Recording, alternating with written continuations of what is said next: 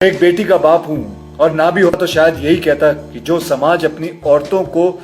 इज्जत नहीं दे सकता उसे अपने आप को इंसानी समझ। जी हाँ दोस्तों, तो हम आप सबको बता दें कि खेसारी लाल की बेटी कृति के सपोर्ट में आए अक्षय कुमार ने बोला कि कृति मेरी भी बेटी है, अगर औरत का सम्मान नहीं कर सकते तो उसका अपमान भी मत करो। अक्षय कुमार का कहना है कि इस बदनामी से बचाने के लिए अक्षय कुमार ने कहा है कि तुम संघर्ष करो, मैं तुम्हारे साथ हूँ, बाकी जो होगा देख लेंगे। बॉलीवुड के स्टार अक्षय कुमार ने बोल दिया है कि खेसारी तुम टेंशन मत करो। वहीं पर पवन सिंह ने भी लाइव आकर